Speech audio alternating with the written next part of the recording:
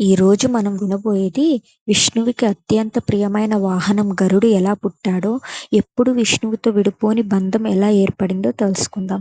కాశ్యప మహర్షికి ఇద్దరు భార్యలు వినత మరియు కాద్రు. ఇద్దరు ప్రత్యేకమైన పుత్రులను కోరుకుంటారు. కాద్రుకి 100 సర్పాలు, వినతకి 2 మహాశక్తి ఉన్న కుమారులు. కాలం గడిచిపోతుంది. కాద్రు గుడ్డు పగిలింది.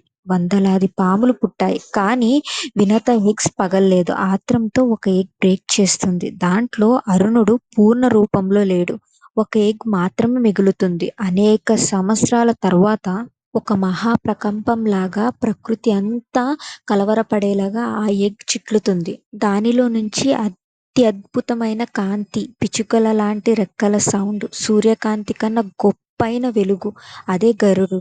గరుడు పుట్టిన వెంటనే దేవతలు షాక్ అయ్యారు. అతని స్పీడ్, అతని ధైర్యం, అతని ప్రకాశం ఏ పక్షిలోనూ లేదు. కానీ వినత ఒక తప్పు ప్రమాణం వల్ల కాద్రుకి దాసిలా మారింది. తల్లి బాధ చూసి గరుడు ఉండలేకపోయాడు. కాద్రు పుత్రులు ఒక కండిషన్ పెట్టారు.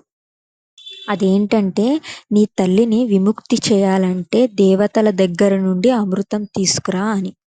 కానీ ఆ అమృతాన్ని ఎవరు కాపాడుకుంటున్నారో ఎవ్వరికీ తెలీదు. అప్పుడు కాశ్యప మహర్షి చెప్తాడు, ఇంద్రుడు స్వయంగా దాన్ని దోచుకోవడం అంటే ప్రాణాలని పణంగా పెట్టినట్టే. అప్పుడు గరుడు ఒక్క మాట అన్నాడు, నాకు అమృతం కాదు, నా తల్లికి స్వేచ్ఛ కావాలి. అతడు లోకాన్ని దాటి యాక్షులు, గంధర్వులు, దేవతలు ఎవరైనా ఎదురైనా ఇంద్రుని మెరుపులను సైత్యం తిరస్కరించాడు. చివరికి అమృతాన్ని స్వాధీనం చేసుకున్నాడు. గరుడు మాట నిలబెట్టుకోవడం చూసి విష్ణువే స్వయంగా కనిపిస్తాడు. విష్ణువు అంటాడప్పుడు, నీ మనసు పవిత్రం, నీ శౌర్యం అపారం, నేను నీకు ఒకటి కోరుకుంటున్నాను, నా వాహనంగా ఉండు అనేసి. అప్పటి నుండి గరుడు విష్ణువుకి వాహనం మాత్రమే కాదు, విష్ణువుతో విడిపోని భక్తి, ధర్మ, పవిత్రతకు ప్రతీకమయ్యాడు. ఇది విష్ణువుకు గరుడుకి ఉన్న సంబంధం. Thanks for watching. Please subscribe.